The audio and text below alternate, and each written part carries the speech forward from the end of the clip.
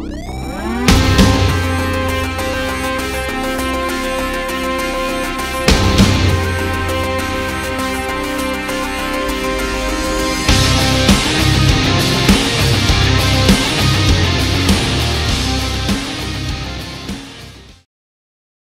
was a beautiful June 6th of the year 2012 until something went wrong.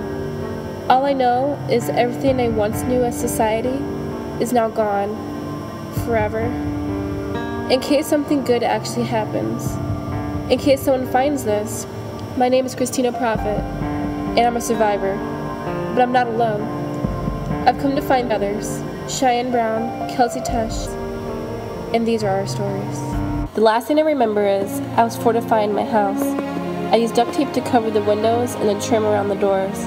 After applying the duct tape, I managed to push the larger furniture against the doors and the windows to secure my location. As I tried to find out more information on my hand-cranked radio, even the news reporters were in a panic.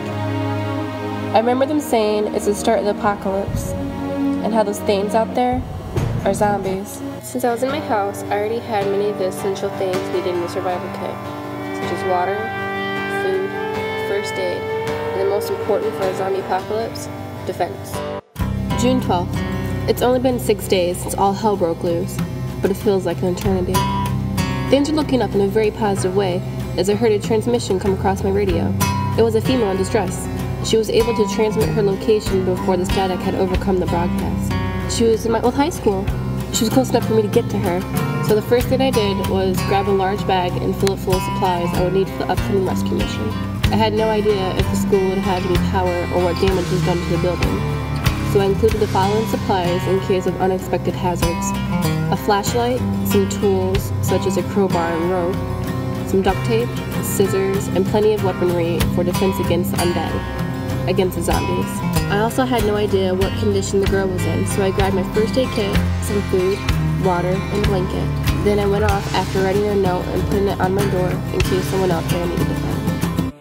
As I make my way over to the now old high school, I recall how the quarantine was issued by executive order from the president, which a large-scale quarantine has not been issued since 1918-1919, and that was because of the Spanish flu. That was the first warning sign that something terribly wrong has happened. The high school was being used as a treatment and isolation center because it was the largest platform a once quiet town had. I can only imagine what it looks like now, and what's left over from the mass terror. During this horrific time, you must remember the basics, like fire equals hot, look down at times when you walk, don't drink anything that has a funny color or smell, and don't trust zombies. It's been 6 or 7 days, I'm not sure. I've been stuck in quarantine the entire time. Apparently the isolation rooms have been overran and infection has gotten out, spreading throughout the quarantine zone. Everyone was infected. I think I'm the only one left. I took shelter by a nearby office. Once I seen the horrific scene, I locked the door and tried to send for help. I hope it worked. I hope someone heard my call for help. The next thing I knew, I heard the loudest sound of my life. I was so scared. It was the sound of my salvation, the best thing I've heard in a long time. It sounded like a jet airplane crashing into the Twin Towers. It was a huge white truck, a zombie-killing snowplow that is now in the front office. I was shocked. Someone actually found me. She yelled out at me, "Get in!" I realized what was going on and ran to her before the horde of zombies behind me could get to me. As I sat in her truck, I had a tight hold of my baseball bat that I found in the office from the pile of sports equipment. I finally turned to her after the truck bounced back onto the road. I asked her, "Where are we going?" She asked me, "Were there any survivors?" I tell her, "I'm the only one."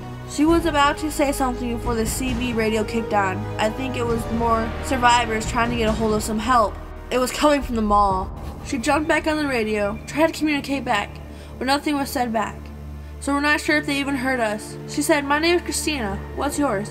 I tell her, "My name is Cheyenne. I wish we could have met on better circumstances. Thanks, by the way, you know, for saving my life. I had no idea anyone would receive my call for help." Christina said, "Are you game?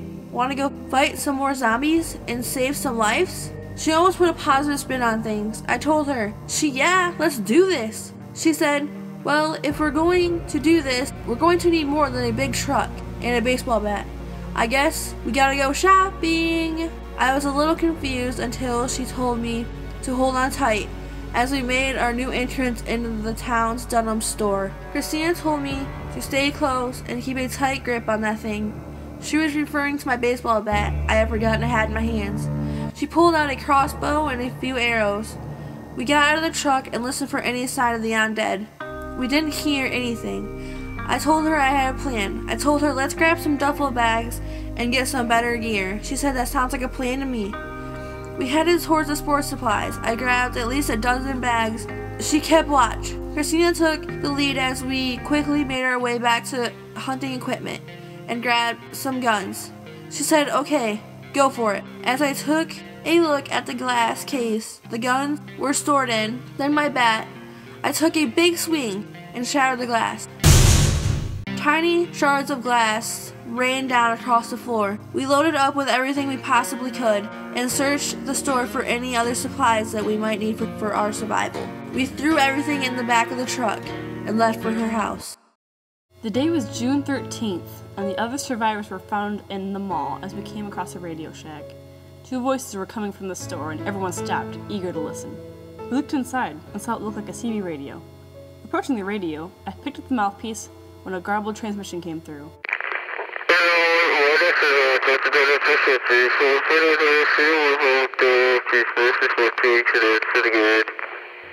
That? I asked, turning to my comrades.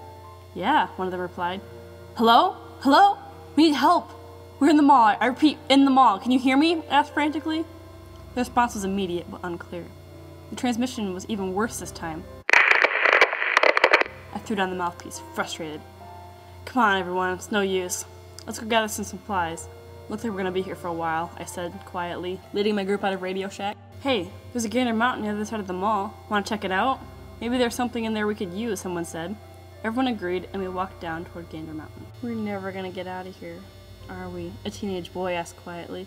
Probably not. Might as well just kill ourselves and get it over with, another tired companion groaned. Oh my god, I can't believe you guys! Shut up and stop complaining! A scruffy, dark-haired man shouted, running his fingers through his hair. Come on guys, stay positive. We're gonna get out of here. Have hope. We can survive this, I said, looking back at them.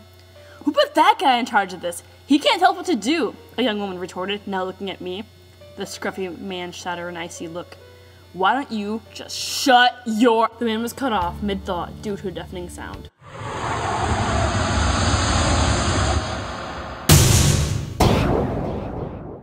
In the blink of an eye, two girls made their new entrance through one of the walls in Gander Mountain. I'll never forget the look on their faces. Thank God you found us! I exclaimed. Sorry to crash the party, but I thought you guys could use a hand. What's the situation? The girl behind the wheel said with a grin. After explaining the situation, we made a plan to leave the mall. Together, we made our way to the top of the building. While standing on top of the mall, we were exposed to a horrific scene. The lifelessness of the once busy city was enough to instill a new sense of fear into all of us. Remember to keep cool and collected, otherwise we'll get nowhere, I said. June 13th. We spent the night organizing and going through our fresh supplies. Cheyenne announced we needed to make a plan. She started out by saying how we needed to create a checklist of what could happen. 1. We could get split up. What would we do? We would need a meeting place. 1. The truck. Always check there first. And if we are in the mall and get split up, we would meet up at Gander Mountain. 2. A friend versus foe situation. One of us is bitten. What would we do? A. Comfort the wounded victim. And then B. Euthanize. 3. Injury. What would we do? A. Find the supplies according to the wound. And then B. Stable wound to best of knowledge. The next thing Cheyenne said was for me to appoint everyone duties so everyone knows who's doing what. I said I'd be defense, you're medic. The next thing we did was arm ourselves in my truck for the upcoming mission. The truck was done, the supplies checked, and guns in hand, so we headed off to the mall to meet our new friends. We all peered over the edge of the tall standing building, attempting to put our escape plan into action. The sound of the undead echoing in our ears was rather unsettling. Suddenly, the thud of a metal canister hitting the hard surface of the ground forced our attention to the rear. Somehow, we were surrounded. How did this happen? We were on the roof. What did we do wrong? We have our supplies. We have a plan. We did our best to keep each other calm. What happened? I looked at Cheyenne for answers, but she was gone. In a desperate attempt for help, I yelled out to Kelsey. She too was nowhere to be found. I could feel the zombies closing in on me. I panicked. I couldn't breathe. I tried to scream, but nothing would come out. Everything was out of focus, fuzzy. I could see the red numbers of a digital clock. It read 10:30 p.m. What? What happened? I don't understand. There was a curtain-covered window nearby, so I pulled the string and the bright light illuminating from the sun was blinding. I looked at the calendar on the wall. It read June 6th. Wait, this is my house. I was dreaming? Suddenly I hear my two friends, Cheyenne and Kelsey, come through my door. I ran over to them and hugged them and told them that we needed to make a plan. We needed to go buy some emergency supplies and make a kit and talk about emergency situations such as quarantine and isolation and how to maintain a healthy state of mind. We needed to be ready for the zombies. If you're zombie apocalypse prepared, you're prepared for any emergency situation.